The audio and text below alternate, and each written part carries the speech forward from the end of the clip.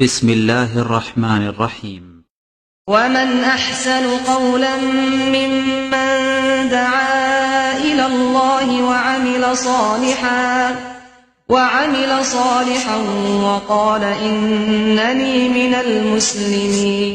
যাদের জন্য কোরআন নাজিল করা, তারা যদি কোরআন পড়তে না পারে, কোরআন বুঝতে না পারে, কোরআন শিখতে না পারে, তো তারা কোরআন থেকে হেদায়েত পাবে কিভাবে? কেউ কেউ বলে থাকেন যে কোরআন শুধু আলেমেরা পড়বে, আলেমেরা জানবে, সাধারণ মানুষ কোরআন জানার, কোরআন বুঝার দরকার নাই।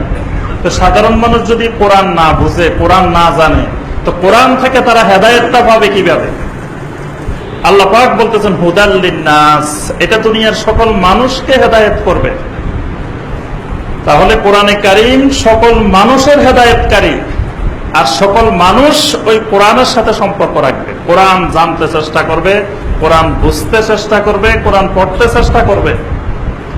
আর যদি শুধু একটা শ্রেণীর মধ্যে কোরআন সীমাবদ্ধ থাকে, তাহলে ওই শ্রেণীটা ইহুদিদের ওলামায়ে কেরাম যেমন হয়ে গিয়েছিল, নাসারাদের ওলামায়ে কেরাম যেমন হয়ে গিয়েছিল, হিন্দুদের যাজক সম্প্রদায়, তাদের যেই তারা যেটাকে ধর্মীয় পণ্ডিত যারা, এই সম্প্রদায়টা যেমন হয়েছে, ঠিক ইসলামের এই সম্প্রদায়টাও ঠিক একই রকম হয়ে যাবে।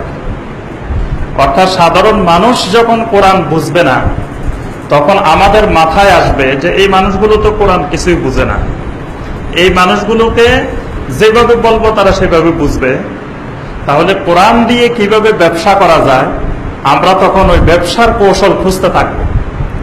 যেই অন্ধ মানুষগুলো এগুলা থেকে বিভিন্ন উপায়ে কোরআন দিয়ে কিভাবে ব্যবসা করে কিছু উপার্জন করা যায়, সেই দিকে চলে যাওয়ার সম্ভাবনা আছে।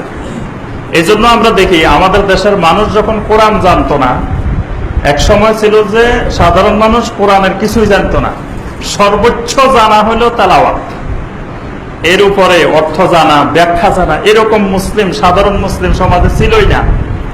এই না থাকার সুবাদে আমরা সমাজে কোরআন খতম চালু করছি।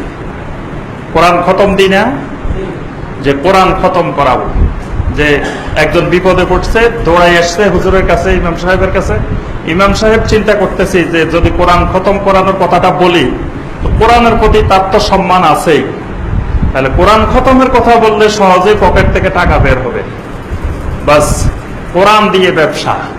অথচ নবী সাল্লাল্লাহু আলাইহি সাল্লাম, সাহাবায়ে কেরাম, তাবেঈনে কেরাম, যুগে যুগে কোন উলামায়ে কেরাম ভাড়া করে কোরআন খতম করেছেন এমন নজির ইসলামের ইতিহাসে নাই। ভাড়া করে কোরআন তেলাওয়াত, কোরআন তেলাওয়াত সওয়াব হবে নিজে তেলাওয়াত করলে।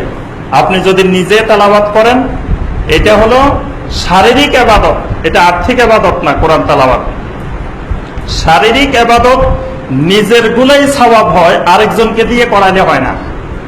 যেমন নামাজ, আপনি যদি বলেন যে আমি টাকা পয়সা আছে, এত কষ্ট করি, দৈনিক 5 বার নামাজে যাওয়ার দরকার কি, আমি একটা লোক রেখে দিলাম, সে মসজিদে গিয়ে ডাবল নামাজ পড়বে, তারটা প্রথমে পড়বে, তারপরে আমারটা পড়ে দিবে 5 বার, তাকে টাকা দিয়ে দিব, অসুবিধা কি?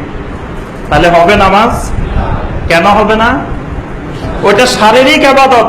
শারীরিক ইবাদত একজনেরটা আরেকজনে করতে পারে না, কারণ আল্লাহ পাক দুনিয়ার সকল মানুষকে একই রকম শরীর দান করেছেন।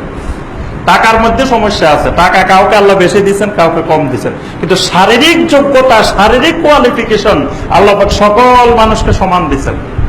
একটা গরিবের শরীরটা যেমন, ওই ধনী লোকের শরীরও তেমন, বরং ধনী লোকের শরীরের চেয়ে গরিবের শরীরটা মজবুত বেশি।